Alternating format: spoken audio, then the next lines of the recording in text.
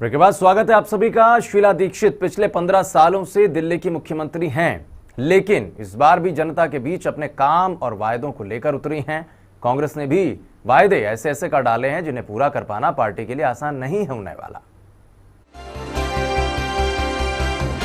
पिछले 15 सालों से दिल्ली की सत्ता पर काबिज कांग्रेस ने वादा करने में इस बार भी कोई कोताही नहीं बरती है। कांग्रेस ने इस बार अपने घोषणा पत्र में डबल डेकर फ्लाईओवर बनाने, राष्ट्रीय राजधानी क्षेत्र को साझा आर्थिक क्षेत्र के रूप में विकसित करने का वादा किया है। दिल्ली की मुख्यमंत्री शीला दीक्षित के मुताबिक एनसीआर विकास का हब बन चुका है और इसे साझा आर्थिक क्षेत्र यानी CEZ के रूप में विकसित किया जाना चाहिए, जहां समान टैक्स हो, ताकि दिल्ली एनसीआर पूरे देश का उद्योग और सेवा का सबसे बड़ा केंद्र बन सके।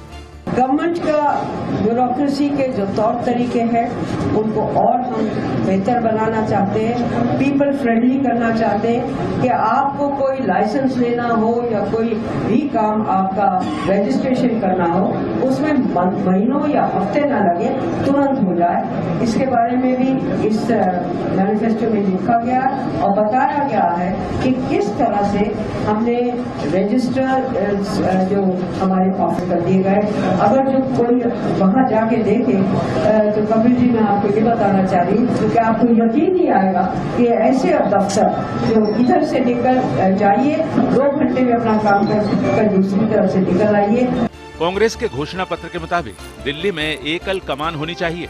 अलग अलग एजेंसियों और मंत्रालयों के पास जाने में काफी समय लगता है। पार्टी के मुताबिक अगर ये विलंब नहीं होता तो पिछले 15 सालों में जो प्रगति शीला सरकार ने की है उससे 2 गुना विकास हो सकता था। घोषणा पत्र में कहा गया है कि एकीकृत कमान को सभी मामलों पर फैसला लेने और दिशा निर्देश जारी करने का पूरा अधिकार होना चाहिए। साथ ही शीला दीक्षित के मुताबिक 48 फ्लाईओवरों का निर्माण किए जाने के बावजूद दिल्ली में यातायात का जाम लगा रहता है। इस जाम को दूर करने के लिए डबल डेकर फ्लाईओवरों को बनाने का कांग्रेस ने वादा किया है। इसके साथ ही घोषणा पत्र में कहा गया है कि अंत्योदय के तहत दालें और खाद्य तेल सस्ते दर पर मिलेगा। राशन की दुकानों पर वेंडिंग मशीन लगाई जाएगी।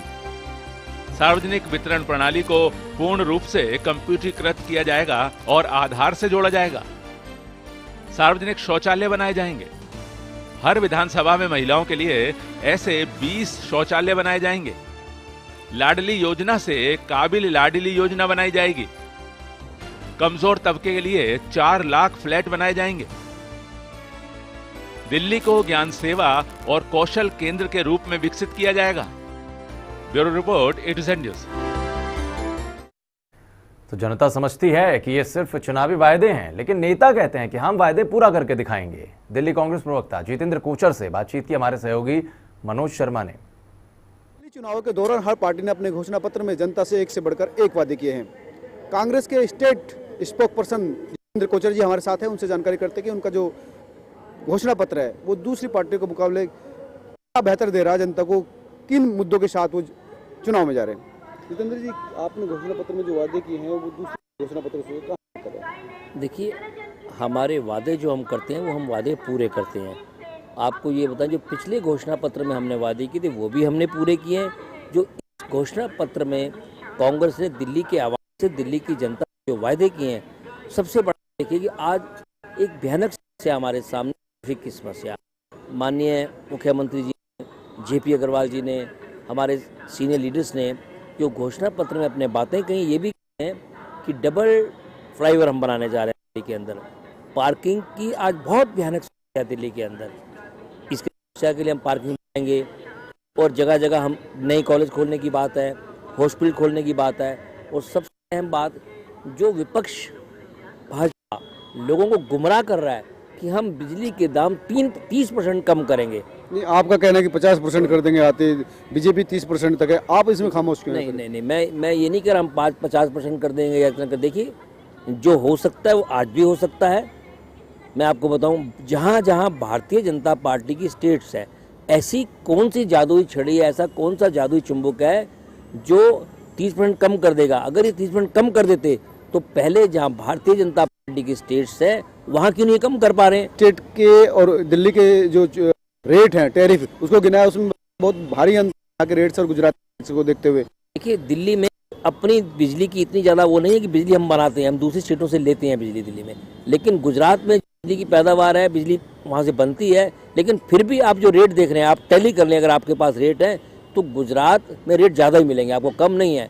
मध्य प्रदेश में रेट ज़्यादा है, जहाँ गोवा में शायद इनके रेट थोड़े कम है। जहाँ इनकी स्टेट है मैक्सिमम वहाँ बिजली की रेट ज़्यादा है। दूसरा, इनके यहाँ 8-8, 10-10 घंटे बिजली नहीं आती हैं। आप किसी स्टेट इनकी चेक करें, मध्य प्रदेश में लड़ाई इस बात की है कि 6-6 घंटे 8-8 घंटे बिजली गुल गायब रहती है। नहीं, गुजरात में तो सरप्लस है ना बिजली। लेकिन मैं मध्य प्रदेश की बात कर रहा हूँ, जहाँ दिल्ली की बात है 24 घंटे आपको लाइट मिल रही है। कहीं आपको ये नहीं नज़र आएगा कि लाइट जा रही है, दिक्कत है, कठिनाई है, परेशानी है। दिल्ली में ये कहीं आपको दिखाई नहीं देता।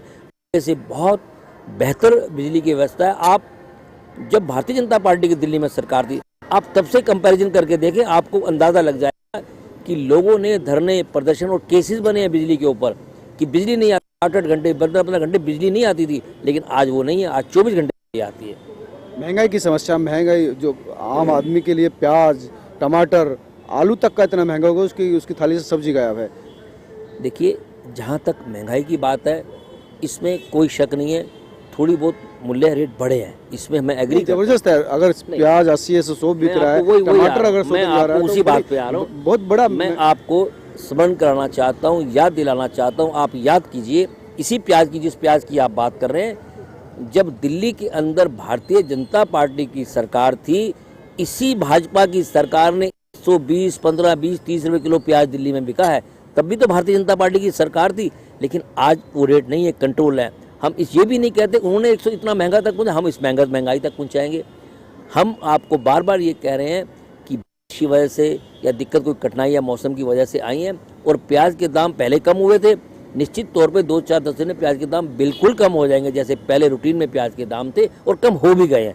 ये नहीं कि कम नहीं, आज प्याज के दाम पहले से बहुत कम हो गए हैं। कितनी साफ हुई है? पहले गंदी थी कि अब गंदी है? देखिए, मैं कह रहा हूँ कि पहले से बहुत फर्क है जमुना जी में। आज देखिए, अब हम जमुना के ब्रिज के ऊपर जाते हैं, अगर देखते हैं तो फिर भी सफाई देता है, लेकिन पहले इस तरह की नहीं थी। आज पहले से बेहतर है जमुना। तो साफ है, कांग्रेस का कहना है कि वो सिर्फ बातें नहीं करती, काम करके दिखाते। अगर 5 साल से सत्ता में कांग्रेस है तो उसकी वजह से उसका काम है वादा नहीं, काम करके दिखाती है। कैमरे सहयोगी Kundan Gupta, Manoj Sharma, A to Z news, Delhi. यहाँ ये वायदे हैं, और वायदों का क्या, जनता के लिए वायदे बनाए जाते हैं, मैनिफेस्टो में गढ़े जाते हैं, लेकिन पूरे नहीं होते। तब जनता के तरफ से भी ये सवाल किया जाता है कि आखिर वायदे तो बहुत सारे किए गए थे, वोट मांगने के लिए भी तैयार रहते हैं, डोर स्टेप पर आते हैं, कैंपेनिंग की जाती है, लेकिन वायदे पूरे क्यों नहीं किए जाते?